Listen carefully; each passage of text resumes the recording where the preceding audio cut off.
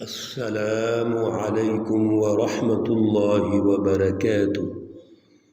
اعوذ باللہ من الشیطان الرجیم، بسم اللہ الرحمن الرحیم۔ قال یا قوم ارأیتم ان كنت على بينة من ربي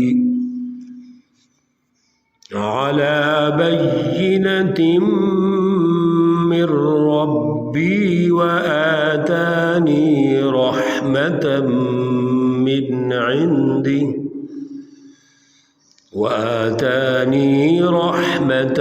من عنده فعميت عليكم أنلزمكموها وأنتم لها كارهون۔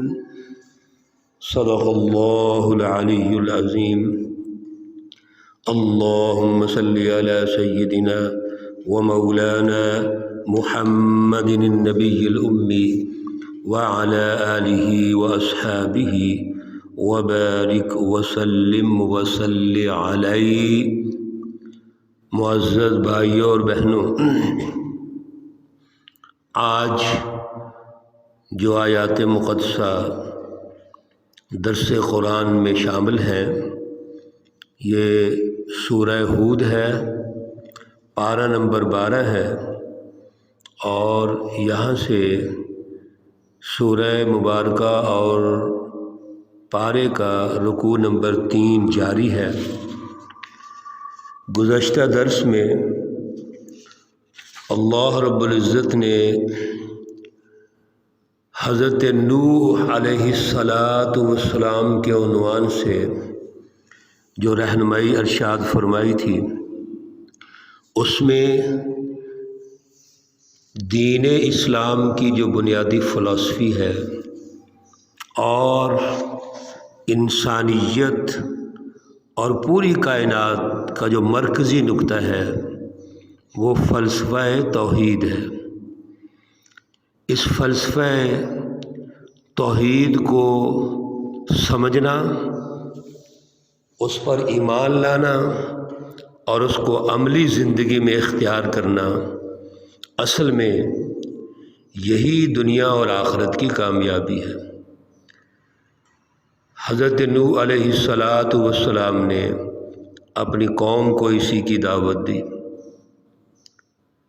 اور اللہ رب العزت سے یہ گزارش بھی کی، ریکویسٹ کی کہ اللہ رب العزت اپنے اس بنیادی نظریے اور فلسفے کو قوم میں منتقل فرما دے، اور اس کے ساتھ ساتھ جد و جہد بھی کی۔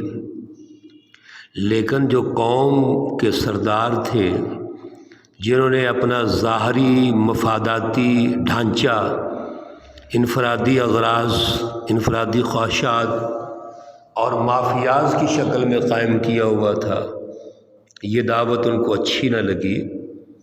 اس لیے اچھی نہ لگی کہ اس دعوت کے نتیجے میں تو سارے انسان برابر ہیں، ایک ہی بڑی ہستی رہ جاتی ہے جس کی رٹ قائم ہونی ہے، وہ اللہ رب العزت کی ہے۔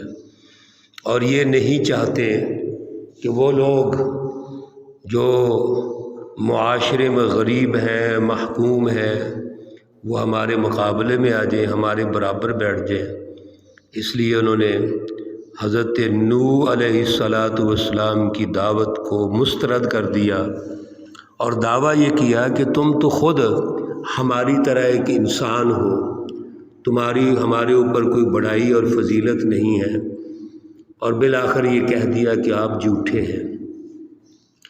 اگلی آیات میں رکوع کے آخر تک حضرت نوح علیہ السلام کا جو مکالمہ ہے اس کو اللہ رب العزت نے ارشاد فرمایا ہے، پیش کیا ہمارے لیے، اور پھر آخر میں دوبارہ انہی سرداروں کا جو جواب ہے حضرت نوح علیہ السلام کو، اس کے حوالے سے اللہ رب العزت نے رہنمائی ارشاد فرمائی ہے۔ تو سب سے پہلے ہم مختصر نقطہ وائز حضرت نوح علیہ السلام کے خطاب کو دیکھتے ہیں۔ قال یا قومی ارأیتم ان کنت علی بینۃ من ربی، حضرت نوح علیہ السلام نے ارشاد فرمایا، اے میری قوم، آپ ذرا غور کرو کہ میں اپنے رب کی طرف سے سیدھے اور صاف راستے پر ہوں۔ بینۃ من ربی، میرے رب کا جو راستہ ہے وہ صاف ہے، اس میں کوئی ابہام نہیں ہے۔ مقصد کیا ہے کہ جو میں دعوت آپ کو پیش کر رہا ہوں اس میں کوئی ابہام نہیں، کوئی شک نہیں ہے۔ ایک تو اس دعوت کے الفاظ اور فلسفی میں کوئی ابہام نہیں ہے، دوسرا اس دعوت کو اختیار کرنے کے نتیجے میں کامیابی میں کوئی ابہام نہیں ہے۔ وآتانی رحمتا من عندہ، اللہ رب العزت نے یہ اپنی جناب سے میرے لیے رحمت نازل فرمائی ہے اور یہ تمہارے لیے ہے۔ اب آپ اس کو اختیار کریں، اس پہ غور و فکر کریں، اس کو سمجھیں، لیکن یاد رکھیے وَأَنْتُمْ لَهَا كَارِهُونَ، آپ اس سے بیزار ہوتے ہیں، اور جب بیزاری کا اعلان کرتے ہیں، ناپسند سمجھتے ہیں، تو اللہ رب العزت کسی کو پھر مجبور نہیں کر سکتے۔ اللہ رب العزت کا جو میدان ہے وہ دعوت کا ہے، عقل و شعور کا ہے، موٹیویشن پیدا کرنے کا ہے، وہ حالات کے تجزیے کی سہولتیں اور صلاحیت پیدا کرنے کا ہے تاکہ آپ اچھے اور برے کی تمیز کر سکیں۔ وَيَا ملا أَسْأَلُكُمْ عَلَيْهِ مَالًا، دوسری بات یہ کہ یہ یاد رکھو اے میری قوم، میں آپ سے کسی قسم کا اجر، مال، دولت، معاوضہ طلب نہیں کرتا۔ ان اجری الا علی اللہ، میں تو اپنا اجر یا اپنی جو مزدوری اور محنت ہے وہ اللہ سے لینا چاہتا ہوں۔ تو جب میرا آپ سے کوئی مطالبہ ہی نہیں ہے تو پھر دولت، ثروت یا غربت، اس کا کیا تعلق ہے؟ یہ تو اس وقت ہوتا ہے جب میں کوئی دولت، مال و دولت کی بات کروں تو آپ مال و دولت کی بات کریں، اور اس کے مقابلے میں پھر غرباء کی بات کریں۔ اس لیے میں تو آپ سے کوئی مطالبہ کر ہی نہیں رہا۔ وما انا بطارد الذین آمنوا، اور نہ میں یہ کر سکتا ہوں کہ جماعت سازی میں جو میرے ساتھ جماعت کا حصہ بن گئے ہیں، جنہوں نے اس دعوت کو قبول کر لیا ہے، اور دعوت کو قبول کرنے کے بعد بظاہر وہ غریب ہیں، آپ کی نظر میں حقیر ہیں، تو میں تو ان کو اپنے سے جدا نہیں کر سکتا۔ کیوں؟ انہم ملاقو ربہم، اللہ رب العزت کو ساتھ ہم نے کل کو ملنا ہے، اور یہ اللہ کی جماعت ہے، یہ تو حزب اللہ تیار ہو رہی ہے، لہذا میں اپنی مرضی کیسے کر سکتا ہوں؟ ہاں وَلَكِنِّي أَرَاكُمْ قَوْمًا تَجْهَلُونَ، آپ ایک جاہل قوم۔ جہالت کا مفہوم یاد رکھیے محترم سامعین و سامعات، جہالت کا جو تعلق ہے محض اس سے نہیں ہے کہ ایک بندہ پڑھتا نہیں ہے، وہ ایجوکیشن سسٹم میں نہیں آتا تو جاہل ہے۔ یقیناً وہ معلومات اور الفاظ کے اعتبار سے جاہل ہے۔ اصل جہالت یہ ایک بہت بڑی ذہنی برائی ہے جس کے نتیجے میں انسان غور و فکر نہیں کرتا۔ جیسے عقل اللہ نے ملکہ عطا کیا ہے غور و فکر کے لیے، جہالت اس کے اپوزٹ، یہ ایک بہت بڑی کمزوری ہے جس سے انسان غور و فکر نہیں کرتا۔ اگر ایک انسان معلومات رکھتا ہے، علم رکھتا ہے، یعنی بظاہر علم، چیزوں کو جانتا ہے وہ، لیکن اس کی روح کو سمجھ کر اس پر عمل نہیں کرتا تو یہ بھی بڑا جاہل ہے۔ ابھی کل کی بات ہے، درس قرآن میں ہم نے یہ پڑھا تھا کہ ایک وہ لوگ ہیں، وہ جماعتیں ہیں جو اندھی ہیں، بہری ہیں، تو وہاں اندھے سے مراد آنکھوں کے اندھے مراد نہیں تھے، وہاں اندھوں سے مراد یہ ہے کہ وہ دل کے اندھے ہیں جو غور و فکر نہیں کرتے۔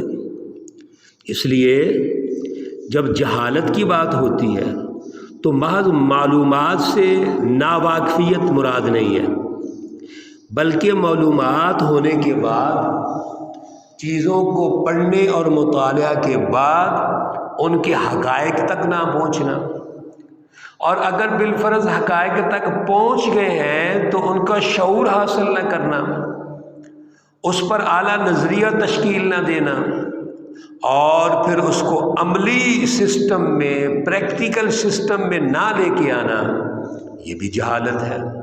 یہ مختلف درجات ہوتے ہیں جہالت کے۔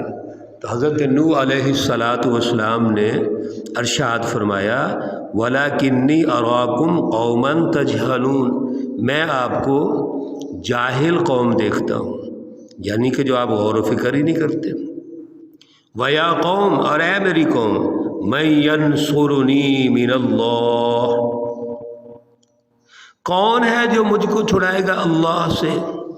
ان ترکتہم، اگر میں، جو میری جماعت تشکیل پا رہی ہے تو تمہاری نظروں میں تو یہ ذلیل ہیں، حقیر ہیں، غریب ہیں، تو میں اگر ان کو فارغ کر دوں تو یہ تو میں اس اپنے قیادت کے منصب سے نیچے آ جاؤں گا۔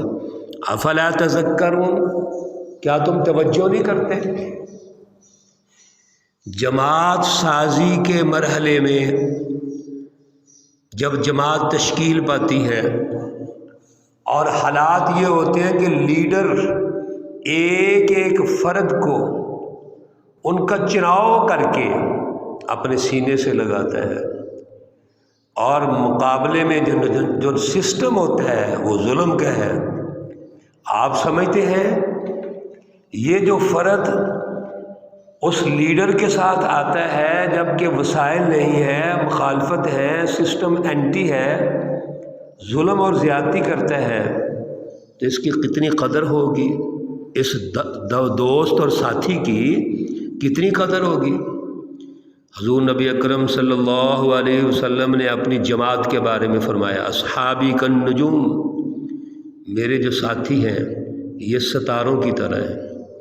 میرے وہ ساتھی جو مکہ المکرمہ کے دور میں انتہائی پرآشاب حالات میں، مصائب و آلام کے حالات میں جنہوں نے میرا ساتھ دیا، میں ان ساتھیوں کو کبھی نہیں بلا سکتا۔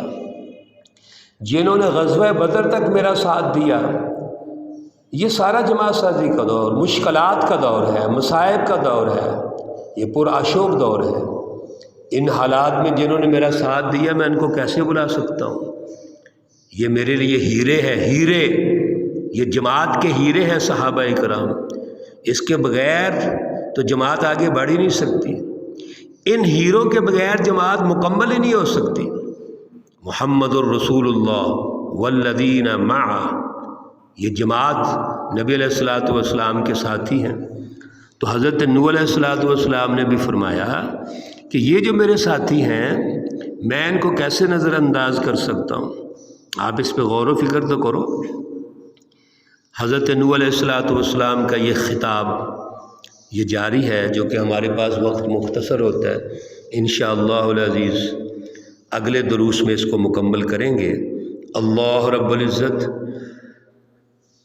حضرت نوح علیہ السلام کے اس واقعہ سے اور رہنمائی سے جو دور حاضر میں ہمارے اندر وہ اعلیٰ شعور، اعلیٰ نظریہ پیدا کرنا چاہتے ہیں، اور سچی جماعتوں کو سمجھنے کے حوالے سے جو اللہ تعالیٰ ہمارے اندر صلاحیت پیدا کرنا چاہتے ہیں، اللہ تعالیٰ ہمارے اندر وہ توفیق اور صلاحیت پیدا فرمائے۔ اللہ سے ہماری گزارش ہے کہ اللہ ہمیں بھی حزب اللہ، انبیاء علیہ الصلوۃ والسلام کی جو سچی جماعتیں ہیں ان کا ساتھ نصیب فرمائے۔ اللہ رب العزت تمام مرحومین و مرحومات کو جنت الفردوس میں اعلیٰ مقام عطا فرمائے۔ ان کی آخرت کی منازل میں آسانیاں پیدا فرمائے۔ اللہ رب العزت تمام بیماروں کو شفائے کاملہ عاجلہ مستمرہ عطا فرمائے۔ ربنا تقبل منا انك انت السميع العليم وتب علينا انك انت التواب الرحيم وصلى الله تعالى على النبي الأمي محمد وعلى آله واصحابه اجمعين برحمتك يا ارحم الراحمين۔ السلام علیکم ورحمۃ اللہ وبرکاتہ۔